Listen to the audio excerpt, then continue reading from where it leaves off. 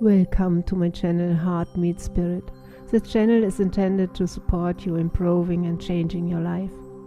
Live a life of love, trust and confidence. Enjoy.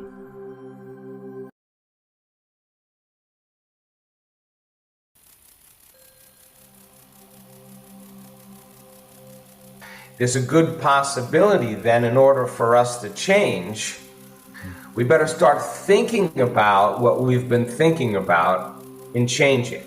We have to become conscious of our unconscious habits and behaviors and modify them.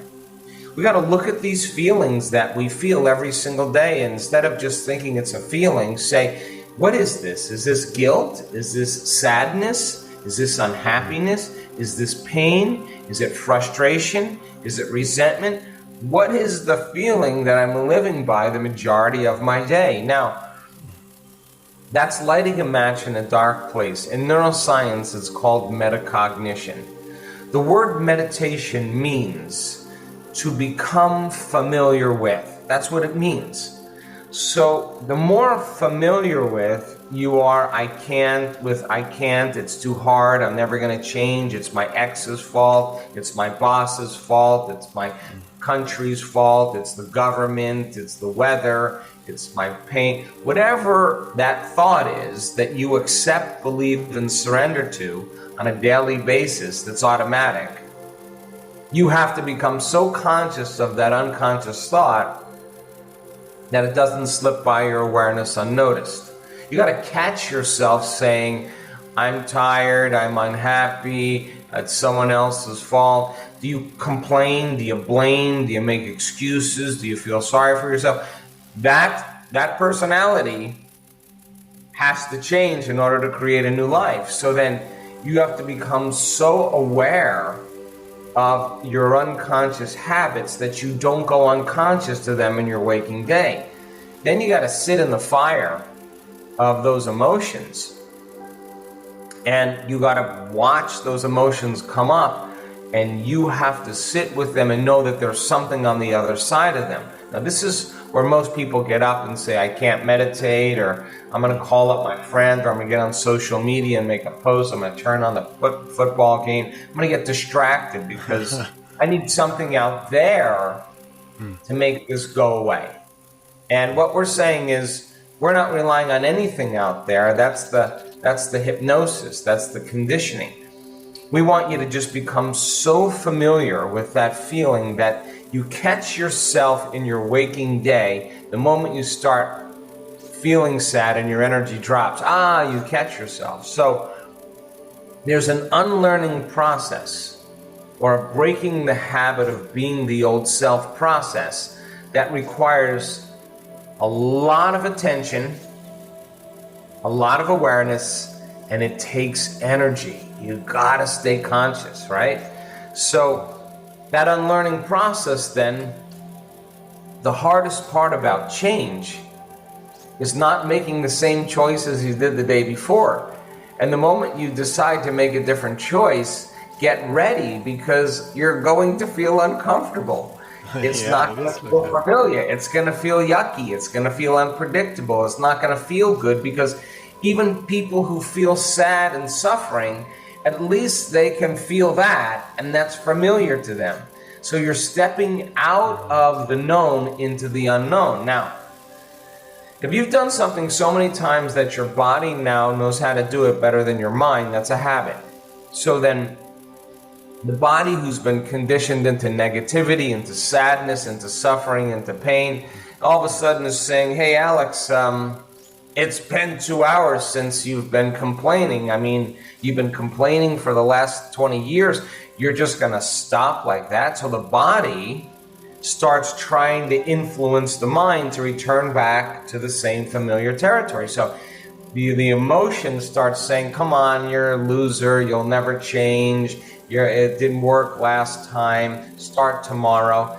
And those are the thoughts that are being influenced for the body, that are the same thoughts that people think all the time. So if they respond to that thought's going to lead to the same choice. That same choice is going to lead to the same behavior. The same behavior is going to create the same experience. The same experience is going to produce the same feeling. And they're going to say, oh, this feels right. Well, no, it feels familiar.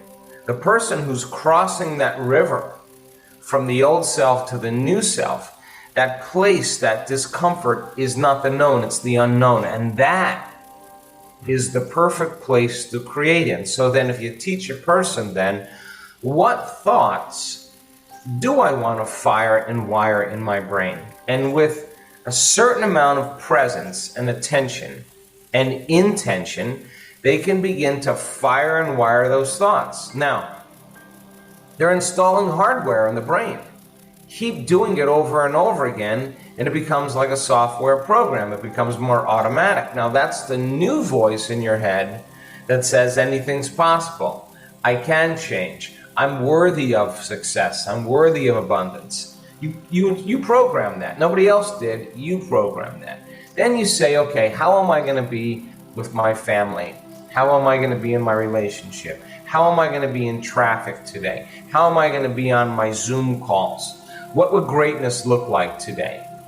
If you sat down and you closed your eyes so you weren't distracted by the environment, that you weren't looking for your cell phone or for your coffee or whatever, you weren't eating, you weren't drinking, you weren't smelling, you weren't tasting, you weren't up and experiencing, you were sitting still, making your inner world more real than your outer world. And you rehearsed in your mind, you look like an athlete, and you rehearsed how you were going to be in any of those situations. The science of mental rehearsal says you can change your brain to look like you already did it. So with the practice of rehearsing how you're going to be in certain circumstances, you install more neurological hardware. The brain doesn't know the difference between the real life experience and what you're imagining. Do it enough times, install the hardware, it becomes a software program. Side effect, you start acting like that person. You start acting happy. Nobody did that for you. You installed the program. Then you say, okay, I'm not going to wait for my healing to feel gratitude. I'm not going to wait for my new relationship to feel love. I'm not going to wait for my success to feel abundance or empowerment. I'm going to teach my body emotionally what it feels like before the experience. Now, this is where the rubber hits the road, because you got to trade all those other emotions and you got to find that emotion and you got to be able to feel it. And you got to condition your body into that state. Now, that is the reinvention of self. That is the relearning process. That is changing from one personality to another personality. Now, if you are a new personality and you're thinking differently and you're acting differently and you're feeling differently and you're not the old personality, then there should be evidence in your life by some synchronicity, some opportunity, some coincidence. Something comes to you. You don't have to go and get it in time. Somehow the opportunities seem to be flowing to you. And that's when you start paying attention to what you've been doing inside of you and you do more of it. So, simple process. You want to change? Sit down and become familiar with yourself. Write down those thoughts. I can, it's too hard, I'll never change. Pick 3. Write down your behaviors. You make excuses for yourself. You procrastinate. You complain. I don't know, pick 3. And then think of 3 emotions. I'm angry, I'm frustrated, I'm impatient. Okay. Well, that's the personality that has to go. Because if you want to be the new personality, you can't take anger into the future. That's not the new personality. So what thoughts do I want to fire and wire in my brain? Write them down. What behaviors do I want to demonstrate today? How am I going to be? What would love look like? Write those down and rehearse them in your mind so you prime your brain to do it. And then say, can I stay in my heart and feel love and gratitude independent of anything that's going on in my life? Now, if you can, and you write those emotions down, gratitude, appreciation, a love for life, a joy for existence, inspired, and you practice doing that, you're going to become familiar with a new self, and it's going to become natural and easy, and you become it. And so then people who do this, I ask them, where's the disease?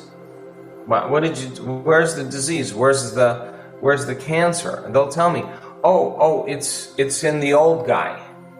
I'm somebody else. It doesn't belong there. I'm somebody else. And so we see people having those dramatic changes. So meditation is a model that we use because the environment is so seductive that we have to close our eyes and disconnect from the environment.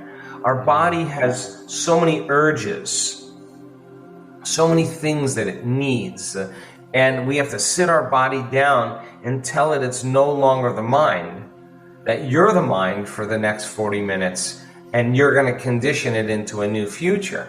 You can't be thinking about what you're going to do tomorrow or what you're going to do on your to-do list. You're in the predictable future. You can't be romancing the emotions of the past. You're in the familiar past. You got to labor for the sweet spot of the present moment. That's where the unknown exists. So we've broken it down to teach people really the science of how to do this. And if they follow the formula and they do it the way we ask them to do it, we've seen so many incredible changes. So we have great evidence in our scientific research.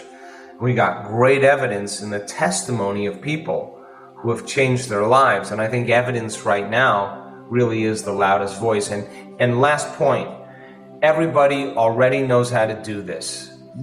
Everybody has done something great in their life, and they just got clear about their future, and they wrote down all the things, the choices they were going to make, the things they were going to do, their goals, their experiences, how they would feel.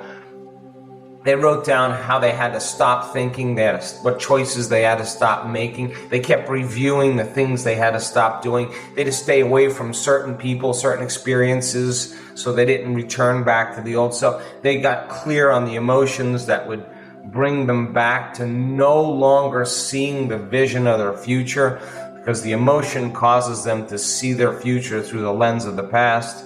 And they practice every day, not because they have to, because they understand the process of change. And then when their life starts to change as a result of their inner changes, now it's no longer a have to.